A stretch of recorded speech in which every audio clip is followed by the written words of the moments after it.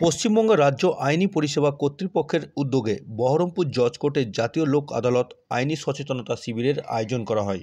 শনিবার সকাল 11টা নাগাদ জেলার বিভিন্ন এলাকায় ভ্রাম্যমাণ গাড়িতে বিনামূল্যে আইনি পরিষেবা বিষয়ে সচেতন করা হয়। উপস্থিত ছিলেন মুর্শিদাবাদ জেলার আইনি পরিষেবা কর্তৃপক্ষের সচিব অদিতি ঘোষ, পশ্চিমবঙ্গ রাজ্য আইনি পরিষেবা কর্তৃপক্ষের পার্থ চক্রবর্তী সহ জেলার আইনজীবীরা।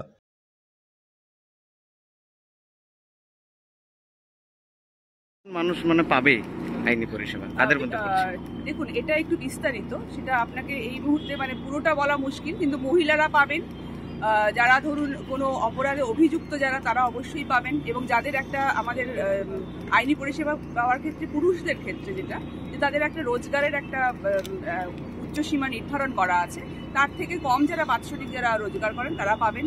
এবং এছাড়া যারা ধরুন ডিফারেন্টলি এবেল যাদেরকে আমরা আজকাল বলছি তারা পাবেন।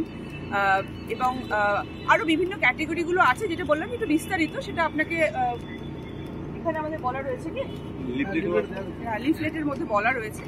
তো এই সমস্ত ক্যাটেগরি এবং যারা পাবেন তার সুপ্রিম কোর্ট অব্দি, সর্বোচ্চ আদালত অব্দি দেশে আইনি পরিষেবা আমরা দিই।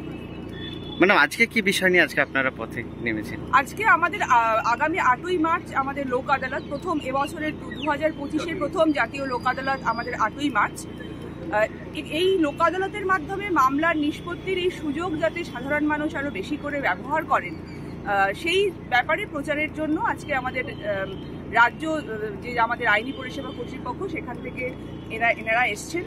সাথে আমাদের প্রচারের একটা গাড়ি রয়েছে, যেটা রাজ্যকেই এসছে, রাজ্য আইনি পরিষেবা কর্তৃপক্ষ আমাদেরকে দিয়েছেন।